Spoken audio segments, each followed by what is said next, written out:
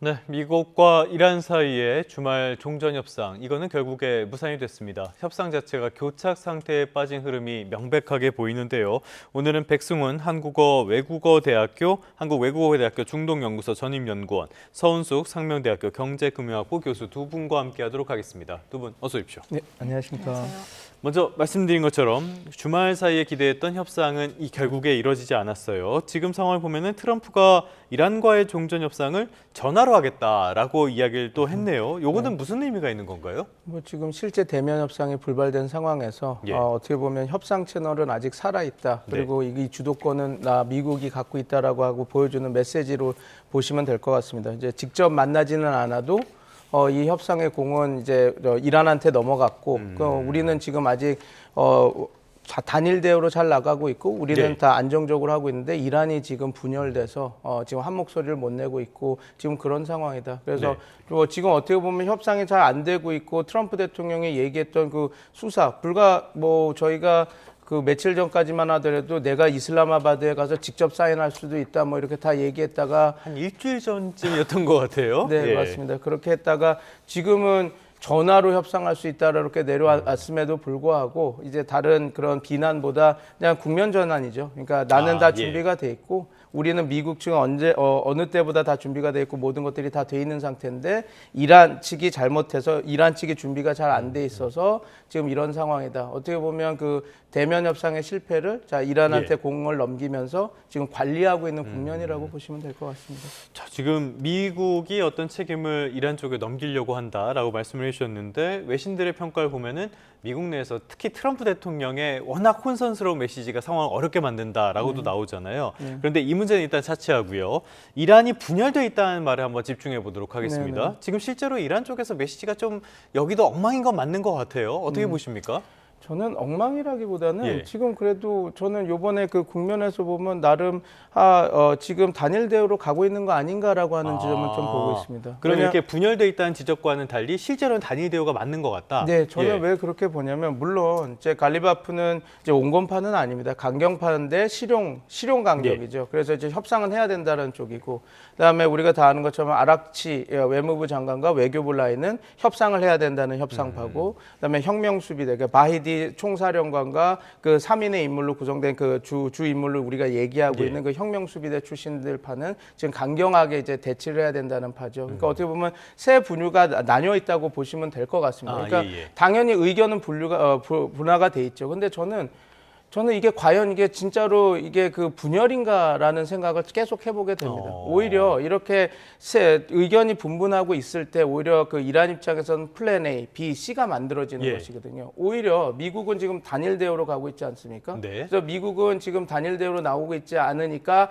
육군 참모총장도 자르고 해군 장성도 자르고 이런 식으로 어떻게 보면 하나의 목소리로 가고 있습니다. 그러다 보니까 오히려 이번 협상에서 보면 지금 트럼프 대통령은 승리하고 있다 그러지만 계속 연장이 되고 본인이 말하는 얘기와 또 다른 행보들이 많이 나오고 심지어 그래서 백악관 내부에서도 지금 우리도 어떻게 진행되는지 잘 모르겠다 당황스러운 목소리도 나오고 있지 않습니까? 지적들이 나오고 있죠. 그게 그런 겁니다. 왜냐하면 한 목소리로 가고 있다 보니까 다른 플랜 A, B, C가 돼 있지 않습니다. 그러니까 지금 계속해서 지금 미국이 이런 식으로 조금 저는 오히려 더 미국이 이렇게 다른 플랜 없이 그냥 하나로 이렇게 그냥 강경 대응으로 가는 거가 있었었나 저 싶을 정도로 그런 상황이라서 오히려 이란이 분열되고 있다라는 거는 좀 다르게 봅니다. 왜냐하면 요번에 그 협상의 그 파키스탄으로 넘어가는 그 국면을 보면 다 외교부들이 대표단으로 갔습니다. 외교부 장관 아락치가 갔고 외교부 차관 가리바바디가 갔고 그다음에 외교부 대변인은 바가이가 갔습니다. 물론 바가이는 약간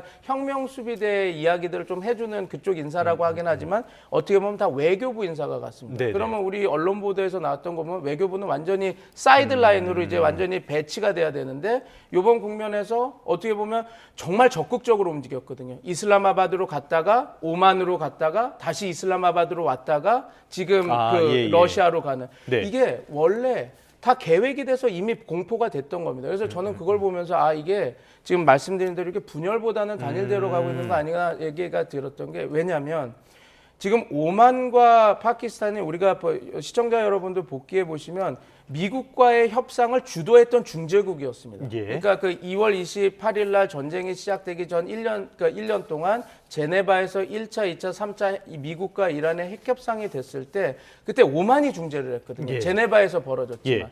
그러면 지금 이 얘기는 뭐냐면 이란 측은 오만과 얘기를 하고 파키스탄도 얘기하면서 본인들의 지금 그 협상 의제들을 다 정리하고 있는 겁니다. 그래서 네네. 오만도 갔다가 다시 파키스탄 와서 오만하고도 이런 얘기를 했고 이런 식으로 우리가 중재국 너네들이 해주니까 미국과도 관계가 좋으니 우린 이런 생각으로 정리가 됐다라고 하고 그다음에 어디 가냐면 러시아로 갑니다. 그러니까 네. 중재국의 목소리가 다 정리가 되고 나서는 아. 이제 그 협상 과정에서 좀 도움을 줄 수 있는 그 우리 러시아에 편. 가서 지금 얘기하고 하고 있지 않습니까? 그러면서도 또 이란 협상단이 잘 이렇게 움직이면서 누구는 이슬라마바드로 오고 누구는 테헤란으로 가서 테헤란에 당연히 그 자기네들의 협상 레드라인을 정하는 보수 강경파하고도 얘기를 해야 되니까요. 그럼 이런 네. 것들을 보면 저는 오히려 과연 이란이 분열돼서 이렇게 움직이나라는 생각을 좀 하게 됩니다. 그래서 지금 뭐 그 내부에서 벌어지는 것은 블랙박스 암상자가 같아서 우리가 지금 여기서는 뭐 알수 분석할 수는 없죠. 없지만 예.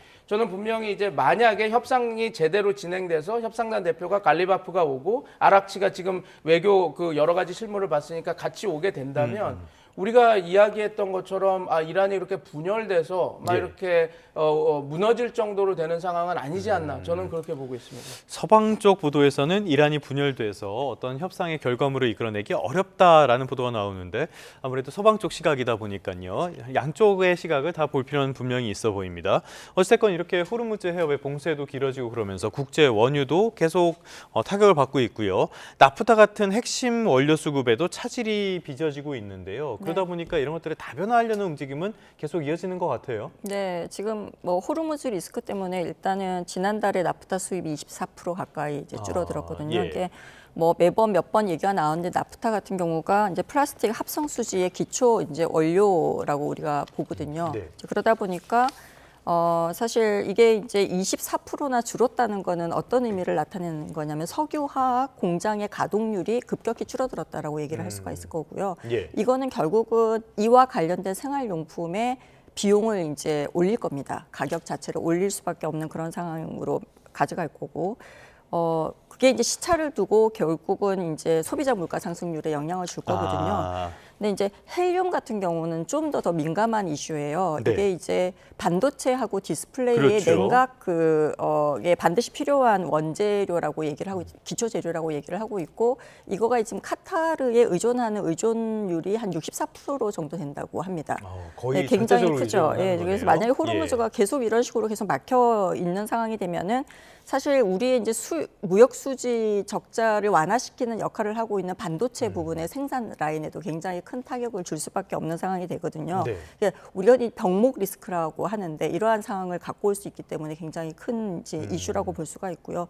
지금 문제는 다행히 이제 미국산 원유 수입을 6% 정도 지금 늘렸어요. 네. 이제 그쪽에서 빠르게 이제 수입을 하면서 우리가 흔히 말하는 것처럼 좀 대체 그 라인들을 찾고 있는 그러한 과정인 것 같아요. 이제 이번에 이제 우리가 중동 사태를 겪으면서 이제 느낀 것 중에 하나가 이게 단순히 원유 가격의 상승으로 이제 끝나는 게 아니고 그렇죠. 제조 예. 공급망에 사실은 혈류 자체를 차단하는 굉장히 큰 위기를 갖고 온다라고 볼 수가 있는 거죠. 당장 호르무즈 해협이 막히니까 네. 쓰레기 봉투 구하기도 어려워져 버렸잖아요. 네, 지금 예. 이제 수입선을 굉장히 다변화시키고 있기는 하지만 그럼에도 불구하고 이게 이제 전쟁이 좀 빨리 협상이 진정되지 않고 장기화된다라고 한다면은 대체성만으로는 굉장히 한계가 이어질 수밖에 없고 결국은 이제 그 여러 그 경제의 네. 그 핵심 요소들의 가격을 상승시키는 그러한 요인으로 작동을 할 것으로 보입니다. 말씀하신 것처럼 이렇게 유가 오르는 게 모든 면에서 다 영향을 미치다 네, 보니까요. 이게 우리나라의 무역 수지도 그만큼 축소가 될 것이다. 여기에 네. 더해서 성장률 자체가 타격을 받을 것이다. 이런 평가가 나와요. 네. 특히 우리나라의 잠재 성장률이 내년에는 1.5%까지 떨어질 것이다. 이런 네, 평가가 국제기구에서 나왔는데요. 네, 네. 이거 역시도 전쟁 상황 이런 것들을 고려했다고 봐야 되는 건가요? 당연히 그렇죠. 지금 예. 이제 가장 큰 게 그 우리가 원 달러 환율이 오른 거. 예, 원달러 아, 예. 환율이 굉장히 급격하게 오른 부분하고 그다음에 에너지가 우리가 보통 보면은 에너지 가격의 의존도가 굉장히 높은 나라거든요. 예. 그러니까 특히 성장률에 대한 계산을 할 때 물가가 굉장히 많이 오르는 거는 실질 GDP 자체를 떨어뜨리는 효과가 굉장히 크거든요. 근데 이 수입 물가 중에서도 에너지 가격의 의존도가 굉장히 높다 보니까 예. 근데 에너지를 가격이 올라가면 가격도 올라간 데다가 그 가격을 지불해야 되는 원달러 환율 자체가 또 굉장히 급등한 거잖아요. 그래서 기업들의 어떻게 보면은 그 이익을 굉장히 그 감축시키는데 큰 영향을 준 거죠. 그렇게 되면은 전체적으로 경제 성장 우리가 잠재 성장률이라고 하는 것은 물가를 올리지 않은 상태에서 기본적으로 이제 그 기초 체력을 우리가 보통 얘기를 하거든요. 네. 방금 얘기했던 것은 이런 것 때문에 경제 성장률 자체가 낮아지는 거고 이런 거가 없다 하더라도 잠재 성장률은 IMF가 우리가 예측한 거에 따르면은 아시는 것처럼 뭐 이렇게 그 노동 인구가 굉장히 줄어들고 인구 감소가 빠르니까요. 네, 그래서 예. 생산성이 굉장히 약화되고 있고 이러한 상황에서 잠재 성장률이 2027년까지 1.5%까지 지금 줄어들 것으로 예측을 하고 있거든요. 예. 근데 그 상황에서 이러한 이슈가 전쟁까지. 터지니까 훨씬 더 예. 그 성장률이 전체적으로 트렌드가 떨어지는 것이 좀 장기화될 수 있다라고 지금 예측을 하고 있죠. 알겠습니다. 저희가 그래픽도 하나 준비를 했는데요. 네. 지난달에 원화의 실질 가치가 금융위기 이후에 가장 낮은 수준까지 추락을 했다고 합니다. 네. 조금 전에 환율 말씀도 주셨는데 네. 이거 역시도 걱정거리기는 해요. 네, 이게 이제 그냥 원달러 환율이 우리가 1달러에 1,400원이다, 1,500원이다라고 예. 하는 것은 일반적인 환율, 원달러 환율을 얘기하는 거고요. 그러니까 실질적인 구매력 수준에서 원달러 환율을 계산한 게 실질 실효 환율이에요. 예. 이게 이제 어떻게 보면은 그냥 일반적인 원달러 환율하고 다르게 교역 상대국들의 화폐와 물가 수준을 같이 이제 종합해서 계산한 실질적인 구매력을 나타내는 환율이거든요. 이게 우리나라 물가가 상대국보다 얼마나 더 올랐는지 이게 실질이라고 나타내는 거고요. 그다음에 여러 국가의 무역 비중 이거를 실효라고 불러요. 그래서 이거 가중치를 두어서 계산을 하거든요. 근데 네. 기준이 100이에요. 그러니까 예. 100보다 이 실질 실효 환율이 높으면은 보통은 원달러 환율 가치가 고가치다라고 얘기를 하고요. 얘보다 낮으면은 과거 평균 대비해서 우리 화폐 가치가 낮아졌다. 좀 낮아졌다, 예. 저평가되었다라고 해석을 하거든요. 근데 이 실질 실효 환율 자체가 지금 9년 금융위기 이후에 17년 만에 최저치를 기록을 했어요. 기준치가 100인데 85까지 떨어졌습니다. 네, 그만큼 원화의 실질 예. 가치가 떨어졌다는 게 훨씬 더 중요한 이슈라고 볼 수가 있죠. 근데 이게 결국은 조금 전에 설명을 드린 것처럼 원달러 환율 자체가 올라갔고 예. 그다음에 방금 얘기한 것처럼 에너지 원자재 수입 물가 자체가 올라간 거에 크게 영향을 받은 결과라고 우리가 볼 수가 있습니다.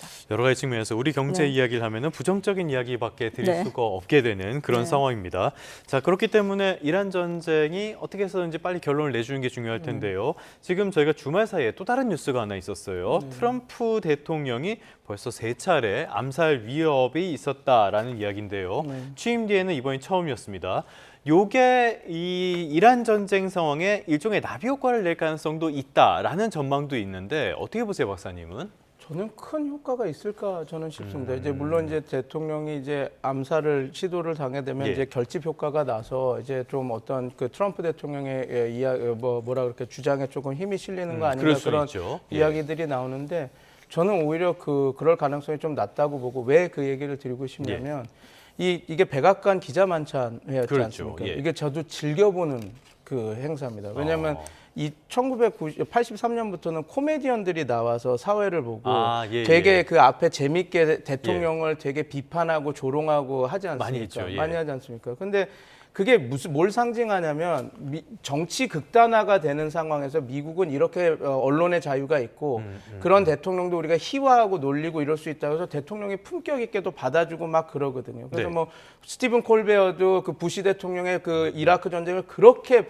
비탄하던 사람이었는데 거기에서 사회를 보면서 부시 대통령을 이렇게 막 깨고 막 그랬었거든요. 최소한 오바마 대통령까지는 이런 문화가 있었죠. 코난 오브라이언도 예. 오고 트레버라고 하는 그 코미디언도 바이든 시대 때 하고 근데 어떻게 보면 이게 그 정치 극단화를 풀어주는 기재 역할을 하면서 예. 그 언론의 자유 그리고 미국은 이런 다양성이 존재하는 곳이다라고 하는데 거기서 극단적인 모습을 보여준 거거든요. 거기서 이제 대통령을 죽여야 되겠다라고 예. 하는 그게 나타난 거라서 이게 저는 의미가 클 것 같습니다. 그리고 트럼프 대통령이 거기에서 또 보여줬던 메시지, 거기서 공격을 당했으면 우리가 이렇게 분열되지 않았다 하고 통합된 메시지를 내주고 했어야 되는데 결국은 이거 봐라, 내가 네. 그 백악관 볼룸을 만들어 쓰려고 했을 때 저기 그 사법부가 방해해서 이렇게 되지 않았냐, 요거 했으면 안보 이런 거 걱정 없이 했을 텐데 이런 얘기를 해서 저는 과연 이런 변화 없는 것들이 분이에요. 네, 예. 맞습니다. 그래서 이런 게 결집 효과가 날까? 그리고 지금 이 상징성 있는 행사에서 이런 네. 일들이 벌어진 거예요. 그래서 미국민들도 좀 놀랐을 것 같습니다. 그냥 대통령이 암살당할 뻔했다라는 것도 놀랐겠지만 저는 어떻게 보면 우리가 이게 민주주의의 그 등불이라고 하는 그 프리덤 오브 스피치 그리고 다양성, 이게 네. 다양한 의견이 나올 수 있는 공간에서 이게 정말 극단의 정치 극단화가 돼서 대통령을 암살하려고 그런 상황이 벌어진 거기 때문에 과연 그 대통령을 향한 결집 효과가 이렇게 있을까라고 해서 예. 그 트럼프 대통령이 원하는, 그래서 이란의 전쟁에 대해서 자기네들이 원하는 효과가 나올 수 있을지는 조금 저는 회의적으로 보고 있습니다. 트럼프 2기 때도 그랬지만 트럼프 2기 때 어떤 극단화된 모습들을 또 보여주는 상징적인 모습이 아니었나라는 생각도 들고요. 어쨌건 정치가 폭력으로서 해결이 되는 건 안 되겠지요. 이번에는 중동 쪽 상황 조금 더 집중해 보도록 하겠습니다. 이스라엘과 레바논 이야기를 해보려고 하는데요. 두 나라가 휴전 협상을 맺었는데 전혀 준수가 안 되는 것 같아요. 당시에도 과연 이스라엘이 자제할 수 있을까라는 우려가 컸는데 역시 안 되는 것 같습니다. 근데 4월 24일 날 이미 헤즈볼라가 meaningless, 이거 진짜 의미 없다라고 선언을 했고, 그다음에 그 이스라엘도 26일 날 공습을 다시 해서 14명이나 이제 사망을 했죠. 그리고 그다음에 그날 곧바로 26일이죠. 그 네. 공습에서 사망. 그 26일 그날 곧바로 원래는 지금 이스라엘은 리타니강 남부만 지금 우리가 지배하겠다. 영토 계속 거기가 레바논 영토입니까? 예. 레바논 남부에 그러니까 리타니강이라고 있는데 그 리타니강을 경계로 네. 이 남부는 우리 이스라엘이 이렇게 지배를 하겠다. 왜냐하면 리타니강 남부가 헤즈볼라의 주 근거지로서 활동을 했던 지역이거든요. 네. 그래서 북부 이스라엘에 대한 계속 공격이 그리고 안보 위협이 있으니까 이 지역을 우리가 복속을 해야지 이런 안보 위협을 줄일 수 있다 그래서 했는데 이번에는 4월 26일에는 리타니강 북부까지 그러니까 이스라엘이 그 군사 작전을 할 수 있다라고 하고 레바논 그 리타니강 북부에 있는 그 주민들에게 더 대피해라 이런 얘기가 나오면서 지금 계속해서 이렇게 되죠. 근데 저는 문제는 이거라고 봅니다. 이게 단순한 국지전으로 치부할 수 있는 게 아니라 미국 이란 협상에 지금 영향을 끼칠 수 있는 부분이거든요. 예. 왜냐하면 휴전이 그러면 이게 원래 휴전을 통해서 서로 신뢰를 쌓아가고 있는 상황이었거든요. 그래 너네들이 얼마나 말을 지키냐. 모든 전역에서 휴전을 할게. 오케이. 그러면 호르무즈 항행을 열어서 우리도 이걸 지킴으로써 이란과 미국이 서로 신뢰할 수 있는 파트너라는 걸 보여주는 하나의 장치였는데 지금 이게 어떻게 보면 더 이상 신뢰를 쌓는 기제로 역할하는 것이 아니라 오히려 신뢰가 무너지는 공간이거든요. 그렇게 되면 이란 입장에서는 우리가 지금 협상장에 들어가서 얘기를 해도 과연 말을 지킬까? 왜 미국은 그 이스라엘을 좀 더 통제를 하지 않지? 이렇게 되기 시작하면 안 그래도 긴가민가 했는데 맞습니다. 그럼 강경파의 목소리가 높아질 수밖에 없는 상황이 오게 되는 겁니다. 그러니까 이거를 단순히 이런 것들이 영향을 받고 있기 때문에 우리가 지금 이란 내부에서 강경파의 목소리가 커지는 거를 분열이라고 보면 안 되고 물론 이제 강경파의 목소리가 커지면 협상이 잘 진행이 안 되고 좀 어려움이 있고 그런 부분은 분명히 있죠. 그러나 이게 그냥 인과관계가 상관관계를 만들어주지 않은 것처럼 그냥 강경파의 목소리가 커졌다라는 것 자체가 여기가 분열해서 이렇게 됐다라기보다는 이 지금 상황이 강경파의 목소리가 커질 수밖에 없는, 그러니까 협상 당사자국들의 신뢰가 무너지고 나면 당연히 그 협상의 안을 믿을 수가 없으니까 강경파, 주전파들의 목소리가 커질 수밖에 없는 상황이 만들어지는데 지금 이스라엘과 레바논 전선에서 벌어지는 이 휴전의 붕괴가 그런 하나의 단초를 제거하고 있다. 그렇게 보시면 될 것 같습니다. 안 그래도 이란 입장에서는 미국에 2번이나 뒤통수를 맞았는데 이런 상황에서 믿어보려고 했지만은 이런 일이 벌어진다면 또 불신할 수밖에 없으니까요. 말씀하신 굉장히 우려되는 부분들이 있는데 우리가 이 전쟁을 볼 때 이 이스라엘의 이렇게 도를 넘는 행위들, 이 배경에는 네타냐후 총리의 정치적인 목적이 있다. 이렇게도 많이 보고 있잖아요. 그런데 지금 네타냐후 총리가 정치적으로 굉장히 어려운 상황인 건 맞는 것 같아요. 이 정권 교체가 가능성도 제기가 되더라고요. 왜냐하면 베네트 라피드 그 어떻게 보면 2021년도에 예. 그 네타냐후의 장기 집권을 무너뜨리고 그 자기네들이 그 총리와 그 대다수를 가져간 대다수 의석 크네세트의 대다수의 의석을 가진 예. 그 두 정치적 리더가 연합을 만들었습니다. 투게더라고 하는 같이 간다라고 하는 연합을 만들어서 정당을 만들었는데요. 이전에도 2021년에 그 이 연정을 통해서 정권 교체를 이뤘습니다. 근데 라피드 그 베네트와 라피드의 연정은 뭐가 좋냐면 그걸 무지개 연정이라고 불렀거든요. 네. 왜냐하면 모든 세력이 들어와서 성향이 다른 세력들이 뭉친 맞습니다. 겁니까? 그래서 강경파도 있고 팔레스타인 그 국회의원도 있고 들어와서 두 가지 문제점이 있었죠. 네. 저게 되겠냐? 왜냐하면 저렇게 서로 색이 다른 사람들이 그냥 선거 이기겠다고 들어왔는데 그래서 무너지고 다시 그 네타냐후가 올라왔는데 요번에는 조금 그 일기 그 실각됐던 것보다는 다릅니다. 그래서 이렇게는 갈 수 없다라고 해서 뭉친 부분이 있고 그다음에 라피드 베네트가 같이 새 연합을 만들었지만 베네트 그 분에게 네가 당 대표를 맡아라 이렇게 딱 해서 역할 분담도 되고 지금 하고 있어서 지금 네타냐후 총리 입장에서는 그 자기의 사법 리스크와 전쟁 끝나는 것도 문제지만 지금 어떻게 보면 정적이 하나 그리고 2021년에 그렇네요. 자기를 제꼈던 자기를 이겼던 그런 세력들이 다시 만들어진 거니 지금 앵커님 말씀 주신 대로 트럼프 대통령은 또 다른 네타냐후 죄송합니다. 네타냐후 총리는 또 다른 그 변수가 생긴 거죠. 궁금한 게 지금 만들어진 이 경쟁 투게더 이쪽은 성향이 어떻게 됩니까? 지금 특이한 게 아까 말씀드린 대로 무지개 연정이라는 표현, 그러니까 모든 색깔이 다 들어갔다라고 이렇게 딱 해서 지금 오히려 강경 우파도 들어가 있습니다. 그리고 그래서 또 확장성은 있죠. 지금 이 전쟁 국면에서 그냥 너무 좌파나 아니면 이제 평화주의자면 국민들 입장에서는 지금 이스라엘 국민들은 그래도 이 전쟁은 계속돼서 끝내야 된다라는 생각은 있거든요. 네타냐후 총리에 대한 비토는 있지만 거부감은 있지만 그래서 어떻게 보면 이 연정은 그런 그 안보 불안을 하고 있는 사람들도 끌어당기면서 지금 네타냐후 정권이 지금 실패하고 있는 뭐 빈부격차라든지 아니면 경제 문제라든지 그다음에 뭐 좌파 쪽에서 얘기하는 그런 이야기들도 같이 포함하고 있는 당이기 때문에 어떻게 보면 아까 말씀드린 대로 국민들이 과연 이게 되겠냐라고 하는 의구심은 가질 수 있지만 지금 네타냐후 총리의 이 긴 전쟁으로 인해서 피로감을 갖고 있는 국민들한테는 충분히 다른 선택지가 될 수 있는 지금 투게더라고 하는 연합이라고 생각하시면 될 것 같습니다. 그러니까 스펙트럼은 넓지만은 일종의 반 네타냐후 연합이다 이렇게 봐도 될 것 같네요. 맞습니다. 어떻게 진행되는지도 한번 봐야 될 것 같습니다. 이게 중동 상황에 많은 변수가 또 될 것 같아요. 자, 이렇게 중동 전쟁이 길어지니까 우리 경제적인 충격이 일단 우리가 제일 큰 것 같아요. 이렇게 만만치 않은 상황이라서 정부에서 추경을 편성해서 소득 하위 70% 국민에게 고유가 피해 지원금을 지급하겠다라고 밝혔거든요. 오늘부터 신청이 된다고 하는데 어떤 내용들 담겨 있습니까? 일단 오늘부터 그 기초생활수급자, 그다음에 그 차상위 계층, 한부모 가족 등 취약계층부터 지급이 시작이 돼요. 기초수급자는 55만 원, 차상위 한부모는 45만 원. 그리고 이제 비수도권과 인구 감소 지원 5만 원이 더 추가가 되거든요. 그래서 좀 사용처가 제한이 되어 있다라고 이제 봐야 돼요. 이게 이제 30억 이하의 그 소상공인들을 대상으로 이제 그 쿠폰을 쓸 수가 있거든요. 그래서 이렇게 보시면 되고요. 이게 이번에 이제 이 지원금은 예전에 뭐 코로나 지원책이나 아니면은 뭐 초기 계엄 때 그 전 계층 그 소비 진작 차원에서 전반적으로 돈을 푼 그거랑 좀 다르게 고유가에 대한 지원금이라고 보시면 돼요. 그래서 이거는 유가를 낮추는 좀 정책이라기보다는 그러니까 이렇게 단순히 그 소비 진작책이다라고 보기는 어렵고요. 고물가 충격을 좀 방어하기 위한 사회 안전망 차원에서 하는 정책이다라고 보시면 좋을 것 같아요. 그래서 소득 하위 70%를 대상으로 하는 거거든요. 취약계층 중에서도.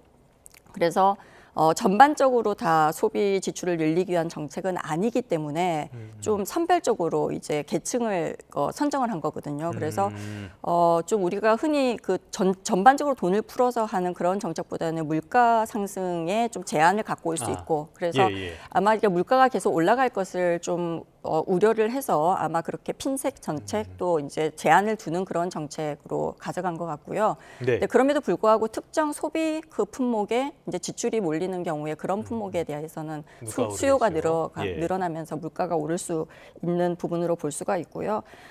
그다음에 이제 좀 단점으로 보면은 소득 하위 70%까지 우리가 하다 보니까 이게 이제 사각지대를 좀 없앨 수는 있지만 실질적으로 취약계층이라고 부르는데 좀 집중적으로 두텁게 네. 지원하지 못하는 그래서 좀 실효성이 떨어질 수도 있는 부분이라고 볼 수도 있어요. 그리고 이게 좀 아무래도 효율성 부분에서 보면은 이제 그런 부분은 좀 단점이 될 수도 있고요.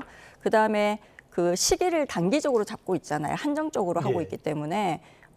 이게 만약에 지속적으로 만약에 유가가 계속 올라간다던가 물가가 올라갔을 때는 좀 효과에도 좀 한계가 있을 수 있다라는 거가 좀 단점으로 우리가 보여질 수가 있습니다. 근데 그럼에도 불구하고 그 유가나 물가가 올라간 걸로 인해서 실질 소득이 감소하는 그 계층에 대해서 소득 보전 정책으로 이렇게 좀 네. 이렇게 타겟을 맞추어서 지원하는 정책이라는 점에서는 좀 우리가 긍정적으로 평가할 수도 있겠습니다. 자, 교수님 말씀을 듣다 보니까 하나 또 궁금한 점이 생기는데요. 네네. 지금은 우리가 이 원유의 사용량 자체를 줄여야 할 때잖아요. 네네. 그러니까 아껴 써야 할 때인데 네. 이렇게 하면은 이거 지원금이 있는데 굳이 아껴 쓰지 않을 것 같거든요. 이런 네. 문제는 없을까요? 이게 이제 우리가 흔히 말하는 것처럼 이제 생각하지 않았던 그 좀 역효과가 나타날 수도 있다라고 예. 우려를 하고 있는데 지원하고 있는 부분이 더 많이 이게 기존에 소비하고 있던 부분들을 그대로 두면서 더 소비하라는 게 아니고 예. 그러니까 너무 가격이 올라가지고 취약계층 같은 경우에는 아예 그냥 그 물가 부분에 대해서 소비를 못하는 부분이 있거나 아니면 유가가 올라간 것 때문에 소비가 줄어들어가지고 생활 자체가 굉장히 어려워지는 부분들도 있거든요. 네. 근데 이 부분에 대해서 지원을 해주는 거기 때문에 이것 때문에 아마 좀 줄여야 되기 때문에 더 그 줄어드는 효과가 아니고 늘어나는 효과가 있는 거 아니냐라고 하게 되면은 기본적인 생계 자체에서 관점에서 봐야 되기 때문에 그건 좀 다른 관점일 것 같고요. 그다음에 두 번째가 그 지역 소상공인들에 대한 이제 소비가 굉장히 감축하게 되면 그쪽에 이제 매출 자체가 급격히 감소하잖아요. 네. 그렇게 되면은 또 경제 전체에 또 허리가 굉장히 그 약해지는 그런 효과가 있기 때문에 그 부분을 좀 예. 보완하는 차원에서 우리가 봐야 되지 않을까라고 생각을 하고 있습니다. 알겠습니다. 모든 정책의 양면이 다 있어서 네. 정책을 판단하는 게 어려운 네네. 것 같아요. 네. 자, 이렇게 되면 결국엔 중요한 거는 전쟁 언제까지 갈 것인가 이 부분이 될 수밖에 없는데 주말 협상도 안 됐고요. 지금 미국과 이란의 입장 차이는 여전히 극단적으로 벌어져 있고요. 이거 앞으로 전망 어떻게 봐야 됩니까? 그냥 교차 상태가 길어진다 이렇게 봐야 되는 거 아닙니까?